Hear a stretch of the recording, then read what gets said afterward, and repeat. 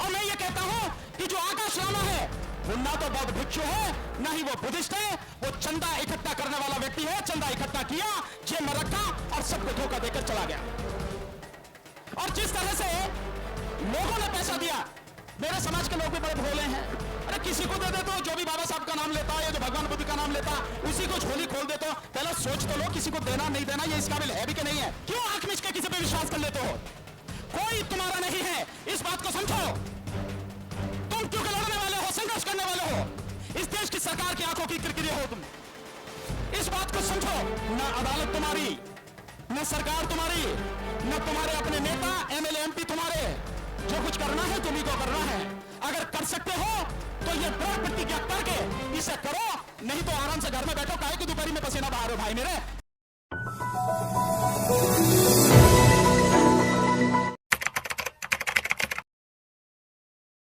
साथियों, दो तीन बात ही कहनी है, ज्यादा नहीं। एक बात तो यह कहनी है कि जिस तरह से 12 मई को बिहार के राज्यपाल आरिफ मोहम्मद खान ने उन पंडों को ले जाके महाबोधि विहार में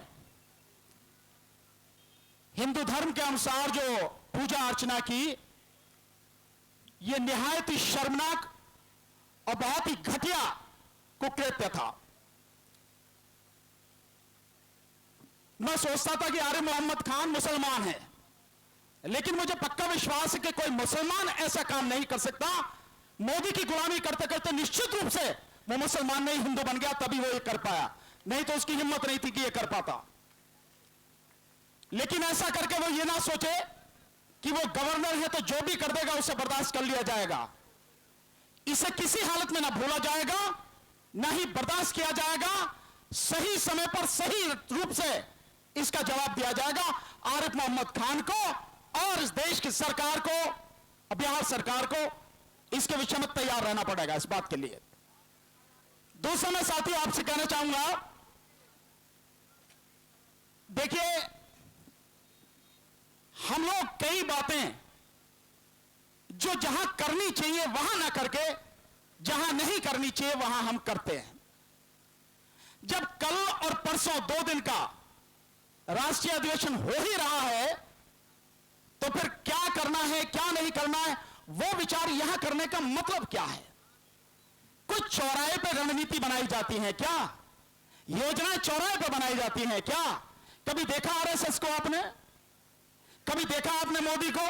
नोटबंदी की और उसको फाइनेंस मिनिस्टर को पता नहीं कि नोटबंदी कर दी। अब इन चीजों को समझने की कोशिश करो साथियों। हमें जहां काम करना है जो, वही उसे करने की जरूरत है। दूसरी बात यह है कि चोर को उसके सामने ही चोर कहना, बेईमान को बेईमान कहना जरूरी है। और यहां जब कोई नेगेटिव बोलता है इस बात को, तो कोई सज्जन यहां आके खड़ा होकर कहता नेगेटिव मत बोलो। क्यों नहीं बोले मैं नेगेटिव? अगर नेगेटिव सुनने की बोलने की हिम्मत ही नहीं है तो काहे को ऐसी मीटिंग करते यार मेरे?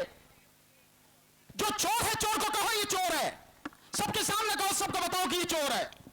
और मैं ये कहता हूं कि जो आकाश राणा है वो ना तो बौद्ध भिक्षु है, ना ही वो बुद्धिस्ट है, वो चंदा इकट्ठा करने वाला व्यक्ति है। चंदा इकट्ठा किया, जेब में रखा और सबको धोखा देकर चला गया। इसे कहने में दिक्कत क्या किसी को? वो लामा नहीं है, बुद्धिस्ट नहीं, लामा नहीं है। दार्जिलिंग की तरफ वहां की एक गोरखा कम्युनिटी में ये लामा कम्युनिटी है, उससे जुड़ा हुआ व्यक्ति है। ये लामा उसका टाइटल है। इस चीज को समझने की जरूरत है। टाइटल है ये उसका, वो बुद्धिस्ट नहीं है और बहुत भिक्षु नहीं है। और जिस तरह से लोगों ने पैसा दिया, मेरे समाज के लोग भी बड़े भोले हैं। अरे किसी को दे दे तो, जो भी बाबा साहब का नाम लेता या जो भगवान बुद्ध का नाम लेता, उसी को झोली खोल दे तो पहले सोच तो लो, किसी को देना नहीं देना ये इस काबिल है भी कि नहीं है। अभी है बात हुई, 3 आंदोलन हुए, ये तीसरा था जो फेल हुआ। इससे पहले भी जो आंदोलन थे हम उन सब में शामिल रहे, बहुत मजबूती के साथ शामिल रहे। नतीजा क्या है? 0, 0 नतीजा है। और सारे के सारे बिके, सारे के सारे। कोई बिका जाके बना, आप उसका माइनॉरिटी कमीशन का जो चेयरमैन बन गया।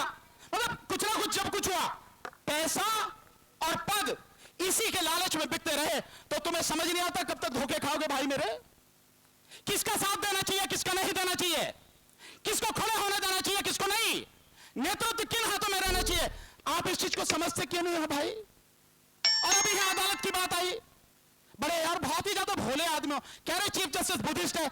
अगर चीफ जस्टिस बुद्धिस्ट है तो चीफ जस्टिस को अपने आप सुमोटो एक्शन लेते हुए संविधान में पूरी पावर है, इस बीटी एक्ट को अपने पास इसका मुकदमा लेके और इसे डिसमिस करके खत्म कर देना चाहिए, क्योंकि यह संविधान में दिए गए मूल अधिकारों का अनुच्छेद 25 से लेकर 28 के बीच का सीधा सीधा उल्लंघन है। क्यों नहीं किया? अगर वो बुद्धिस्ट है तो उसे इतना मालूम नहीं है। कितने भोले आदमी हो आप लोग। और अभी अभी मुझे पता लगी वहां पे जो केस चल रहा है किसी ने डाला है, हमें नहीं पता किसने डाला।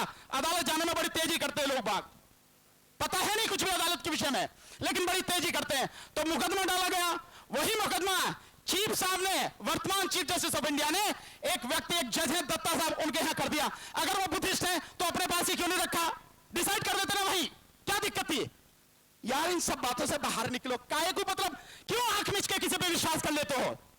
कोई तुम्हारा नहीं है, इस बात को समझो। तुम क्यों लड़ने वाले हो, संघर्ष करने वाले हो, इस देश की सरकार की आंखों की किरकिरे हो तुम, इस बात को समझो और ऐसी रणनीति बनाओ जो आपको पता हो, जिसको अमल में लाया जा सके और अमल में लाके इस सारी गंदगी को तरीके से ठीक किया जा सके। तुम्हारे अपने ही तुम्हें ठग रहे हैं, तुम दूसरों की बात कर रहे हो। ये सारी चीजें बहुत तरीके से करो। और मैं भी भिक्षु संघ से भी निवेदन करूंगा, भिक्षु संघ आपसे भी निवेदन ये है, आप भी इस विषय में बहुत ईमानदारी से, बहुत तरीके से, बहुत गंभीरता से इस बात को सोचो, विचार करो, क्योंकि पहले दो आंदोलन दो बौद्ध भिक्षुओं के हाथ में थे। यह बात भी सबको मालूम होनी चाहिए, चाहे भंते सुरेश ससाई जी हो या उनके बाद कोई हो। इन सारी चीजों को समझो साथियों और बहुत तरीके से काम करने का प्रयास करो। न अदालत तुम्हारी, न सरकार तुम्हारी, न तुम्हारे अपने नेता एमएलए एमपी तुम्हारे, जो कुछ करना है तुम्ही को करना है। अगर कर सकते हो तो यह दृढ़ प्रतिज्ञा करके इसे करो, नहीं तो आराम से घर में बैठो, काहे की दोपहरी में पसीना बहा रहे हो भाई मेरे। मुझे तो इतनी बात कहनी है, बाकी बात जो कल होंगी ना, कल और परसों वही कहेंगे मीटिंग में। नमो बुद्धाय, जय भीम।